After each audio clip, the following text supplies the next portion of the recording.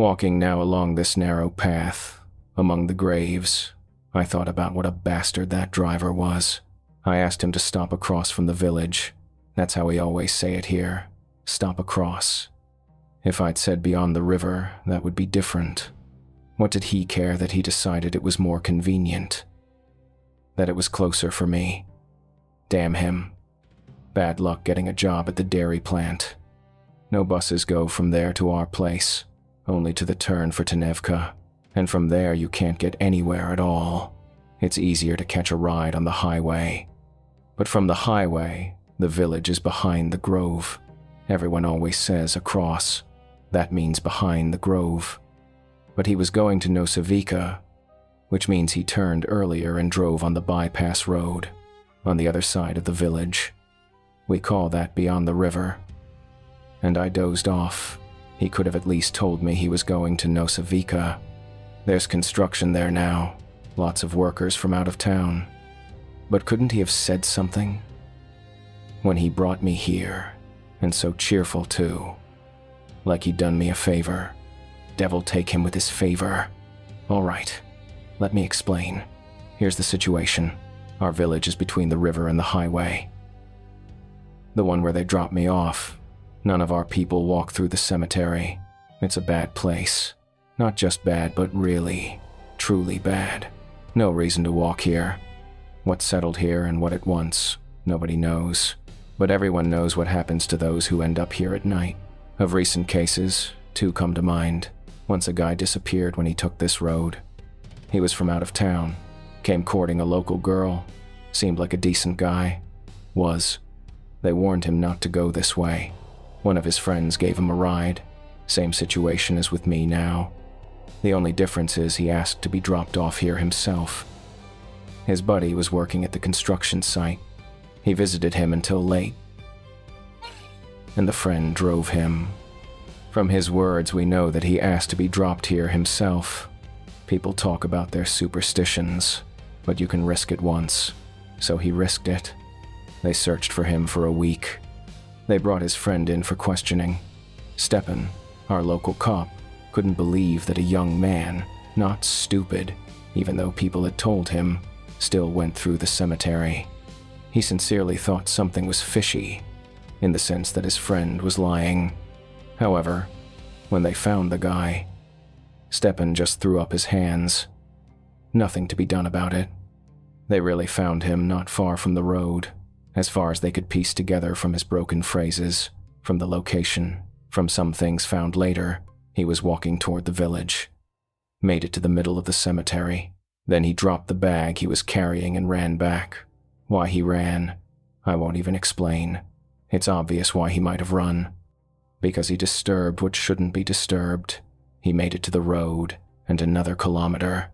Tore all his clothes, scratched himself all over, just circled the forest, hid from everyone.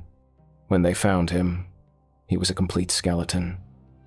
Thin, dehydrated. Good thing it was summer. Well, and fear must have given him strength. The second case was because of this. Some curious folks came, bloggers, I think. Rumors spread when they were searching for that man for a week. Search parties came. Luckily, they didn't search at night. But a bit of mysticism leaked onto the internet. That's when they showed up. Decided to explore the cemetery. Set up cameras, pitched camp by the road. In the morning, an ambulance took one away. Psychiatric help, and 2 others, a guy and a girl, their parents took them. They were relatively okay. Their hair had gone white, but at least their speech was somewhat coherent, and they recognized their parents. I walk along the path, eyes down. The main thing is not to raise your eyes, and you can't say prayers either. That might disturb it. You need to think about something unrelated. I imagine I'm vacationing on the Mediterranean Sea. A yacht, the sea, the Sunday. A warm breeze with an unpleasant smell ruffles my hair. The main thing is not to look, just walk along the path. The path will lead to the bridge. Then I'll cross the stream, and that's it, I'm lucky. When she settled here, nobody knows for sure. They say during the war, the Germans either shot a witch or shot her granddaughter. Anyway, they wronged her. That's when it started here. Everyone always avoided this place. During the war, they say. Even during the occupation, the Germans didn't stay here. Our village didn't exist then. There was a hamlet. This cemetery was located just beyond it. Gradually, people left the hamlet. Nobody remained. It stood abandoned. Then there was a fire, and that was it. No hamlet, only the cemetery. Interesting thing, the cemetery is well kept, as if someone cleans it. But nobody cleans it. Even during the day, people don't come here alone. Only young folks, if they want to test their nerves.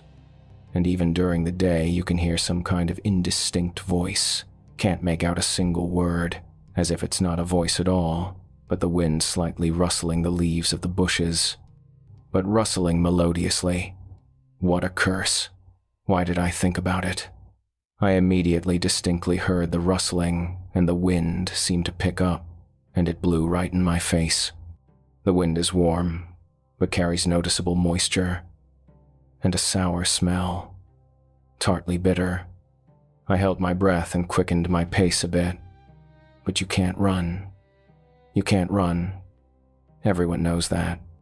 If you run, you won't arrive. You need to think about good things. The rustling grew stronger and a gust of wind blew right in my face. Didn't even touch my hair. I felt it, like someone exhaled in my face. Right. The main thing is not to raise your eyes. The main thing is not to look and not to turn around. Everyone knows this from childhood. You can't let evil in. It will ask in every way, but you can't let it in. There shouldn't even be curiosity.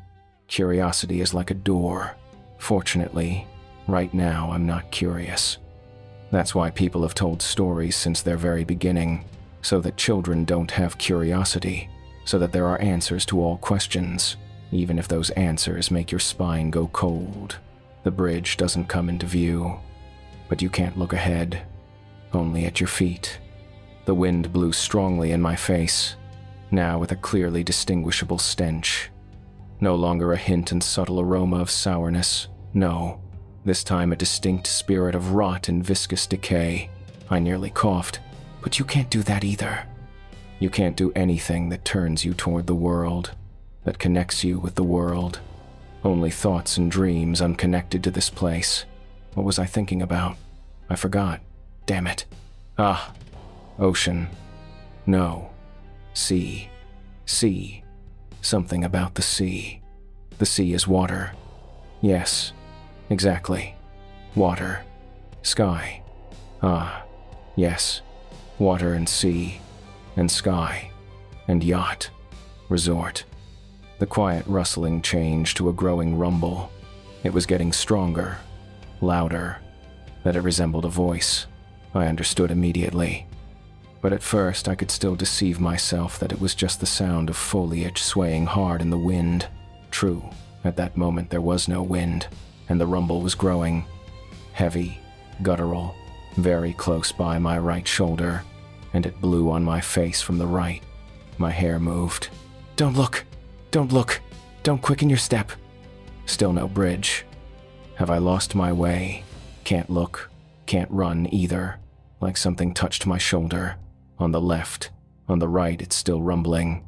Behind me, it probably wants to grab. Breathing right on my neck.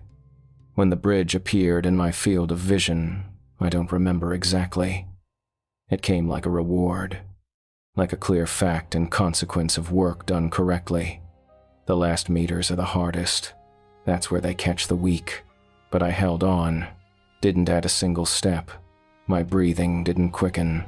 On the contrary, I calmed down, almost relaxed. I could already clearly hear her words, her guttural voice. She was angry, and I was glad that she was angry, and not that I was running in horror, losing the remnants of reason. This was my victory. Under my foot the first board creaked. I was on the bridge. Below was the stream. More like a creek, really. The water in it is bad, black, even unpleasant to the eye. In the moonlight, a shadow seemed to dart across the water and everything went quiet. I stepped onto the other bank and sighed, ran my palm across my forehead and even shuddered. My palm before my eyes was completely wet, and pieces of something, like fabric, stuck to my sweaty head, were now on my palm. Black fabric. I quickly started shaking my hand, brushing myself off. I cast a glance back, beyond the stream, though I knew you can't do that, because if they couldn't come to you, they will definitely call you to them. A cold ran down my spine that I had never, ever experienced. A second, and my legs gave way. I fell to one knee, got up with difficulty and took a step back. I remember the rest poorly. Only heard the roosters singing in the village, like a veil was blown from my eyes, and I collapsed to the ground, right on my back, face up. I was sick for a week, then gradually recovered. One thing I can tell you in conclusion, when they call, it's much worse than when they try to break in.